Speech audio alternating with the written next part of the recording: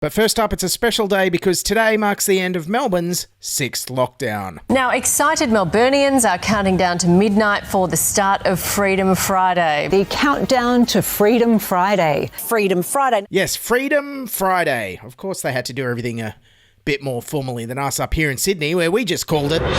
This morning, Freedom Day in Sydney after over 100 days in lockdown. Finally, Freedom Day has arrived. Yes, so excited. Hip hip hooray, it's a Freedom Day. Yes, here in Sydney, October 11th was our Freedom Day for fully vaccinated people, but with thousands of Delta cases still out in the community after us having months of zero COVID here in Australia, I couldn't tell you what I was more excited for. Going to the cinemas and getting COVID, going to the cafe and getting COVID, going to the gym and getting COVID. The options really were endless. But of course, there was one place everyone wanted to head to on Freedom Day. As the clock struck midnight, Sydney's pub doors were thrown open. In fact, every man and his dog is here at the pub today, enjoying the atmosphere. Who thought we'd be doing a live cross into the news to tell you that pubs are open and there are people inside? Jackson, how long have you been here for this morning? Oh, straight at 11 a.m. First drinks at 11 a.m, so got here nice and early. This is probably the best day of my life, I want to be honest, but... The best day of your life? It's good to be back. Is it good to be back?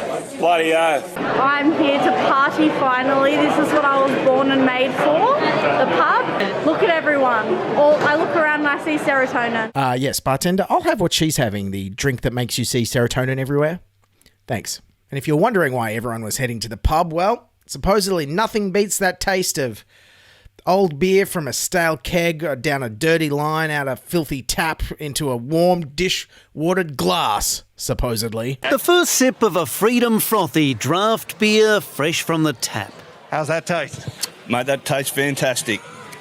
Really good. Beers taste better on tap, so good to be back. A beer on tap, it just tastes better. Ah, yes, great to be out of lockdown. Sorry, what, $11 for a schooner? I think I'll just get a 6-pack and go sit in the park again like I did for the last few weeks. That was much cheaper. Yes, but it wasn't just the schooner glassware people were excited for. Cafes, pubs, clubs, restaurants are all open again, serving people inside. They're finally able to sit down and eat off ceramic plates again. It's been more than 100 days. Yes, that's right, 100 days without ceramic plates, and don't I know it. This whole lockdown, I was eating with my hands out of a hole in the ground, because of course during lockdown, all the ceramic plates were being used for other things. This video was posted to Instagram, apparently accidentally overnight. It shows Nadia Bartel appearing to snort a white substance off a plate. But it wasn't just the pub. People were also keen to get down to the shops and buy some much-needed essential items. What are you looking to buy today? I'm just looking to buy everything, basically, because I'm here after 4 months. Yes, hello, shopkeeper. One of everything, please. And then this week, on October the 18th, when we finally reached 80% double dose vaccinated, finally, Sydney Siders got their culture back. Fully vaccinated Sydney Siders finally able to savour a sip standing up. I think it's really a big part of our Australian culture to be able to stand up at a bar and have a beer. Yes, a part of Australian culture. France is known for its fashion, Italy for its Renaissance art, Denmark for its architecture and design, and in Australia, we're the home of drinking standing up.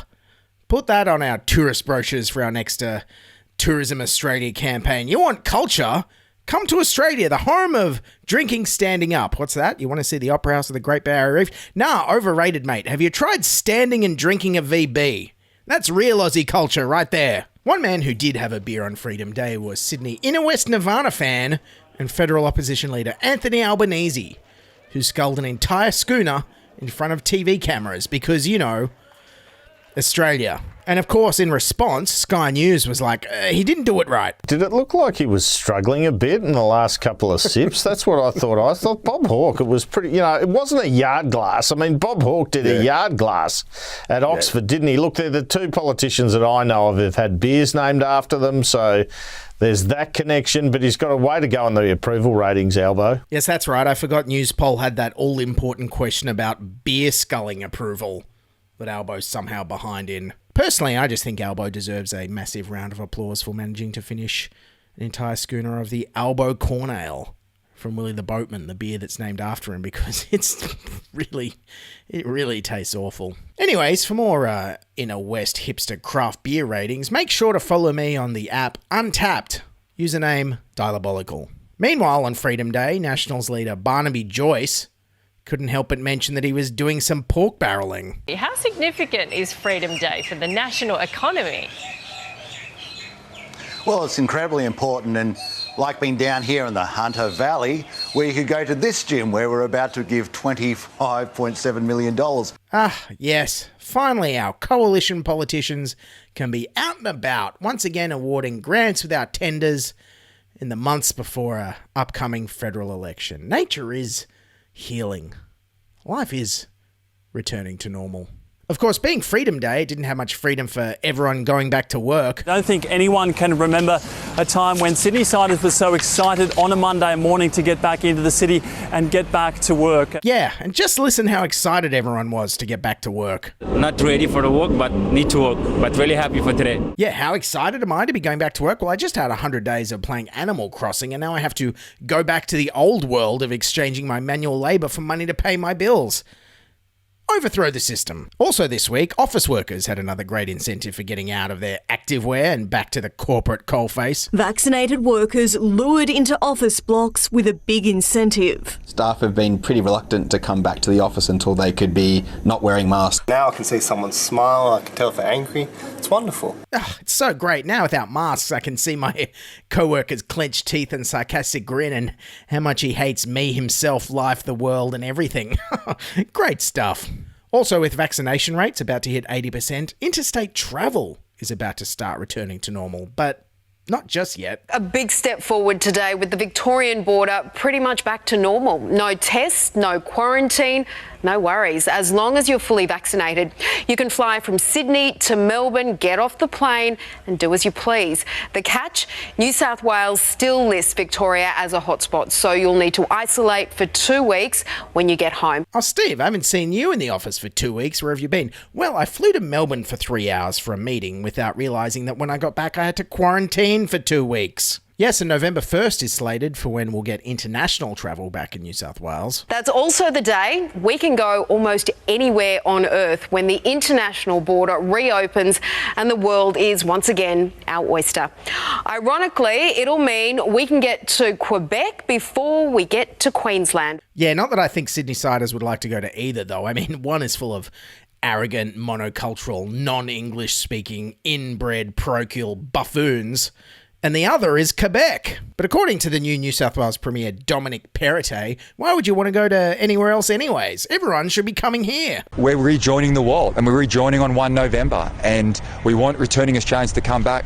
I want those from other states who want to come back, come through Sydney. Sydney is Australia's truly only global city. Ah, yes, a truly global city. You know, where you can't get a train after midnight, a restaurant meal after 9 p.m, a coffee after 3 p.m, or a drink after 3 a.m. You know, a global city. But hang on, if New South Wales is such an in-demand global city, then why is the New South Wales government going to give the giant airline multinationals $60 million in free money just to come back here? There's also $60 million to woo back international airlines to Sydney, with the offer to pay for empty seats. We should not be arrogant enough to think that just because we've reopened the border or we've removed quarantine, that every commercial operator around the world is just going to come back to Australia. Yes, New South Wales Tourism Minister Stuart Ayres there, somehow forgetting that we've all been stuck on this hill island for almost 2 years, unable to leave and unable to have our overseas families visit. I mean, of course there's going to be demand to get off this prison isle.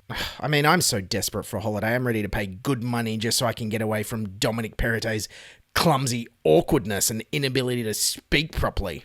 He's just not opening for the time since we've been closed during lockdown. And speaking of Perrottet, there's some exciting news arriving for his household. Premier Dominic Perrottet had a big grin on his face today when he revealed he and wife Helen are expecting their 7th child. Yes, the big grin of someone who's just admitted to the media he's actually had sex. Guys, I did it! Yes, the 7th child for Dominic Perrottet. And given he's under 40, I'm not quite sure how he fits them all in his studio apartment, because that's all millennials in Sydney can afford. Speaking of state premiers, Western Australian Premier Mark McGowan sent his congratulations to us in New South Wales on us finally opening up after 100 days in lockdown. They're all getting excited about having a haircut and drinking a beer, whereas we've been able to have haircuts and drink beers for a long period of time. Thanks, Mark. Thanks for your support there. We really appreciate it out here. Geez, this guy. Can you imagine what kind of a condolence card Mark McGowan would write? Sorry, your wife died. Not sure why you're talking about it, though. My wife is still alive, and we can go to the pub and get haircuts whenever we like. Cheer up. Back in New South Wales, and now with hopefully the worst of the pandemic behind us, it was time for the government to thank the frontline healthcare workers by basically making them into a crap vivid installation and projecting them onto the Opera House. A milestone also celebrated at the Sydney Opera House, a special tribute to frontline workers. What a rare honour. That shows the New South Wales government values our frontline healthcare workers almost as much as horses in a horse race. After days of debate, the promotion of a Sydney horse race on the Opera House went ahead last night, but protesters did make their presence felt as the barrier draw was beamed onto the sails. Look, to be fair, I think the New South Wales government actually does value our frontline essential healthcare workers as much as horses, in that they would like to also pay them in hay and oats, ride them around, whipping them, working them to death before taking them out the back and shooting them in the head, and then finally turning them into glue. Well, look, I don't know about you. It's been a long few months, but finally, I'm feeling some closure on our segment. Delta farce. Yeah, guys, this segment might be over. I might be putting it to bed. I mean, we're almost all vaccinated. Life is returning to normal. Slowly, all the anger over the incompetent mismanagement of this outbreak and the botched vaccine rollout is just starting to fade away. It's hard to believe, but the worst of the COVID-19 pandemic might finally be behind us. Maybe we can rejoin the rest of the well-vaccinated world living with COVID. Countries like the UK, Israel and Singapore. How are they going again? Britain's COVID cases are surging, with close to 50,000 new infections in the past 24 hours alone. There are now warnings the UK's health system is stumbling into a crisis. It thought it had vaccinated its way out of the pandemic, but now Israel is in the midst of its fourth wave, with the number of daily new infections steadily rising to more than 6,000 now, a 6-month high. That's what happened in Singapore, with roughly the same population as Sydney and 83% of adults fully vaccinated. They've had almost 47,000 new cases in the past month.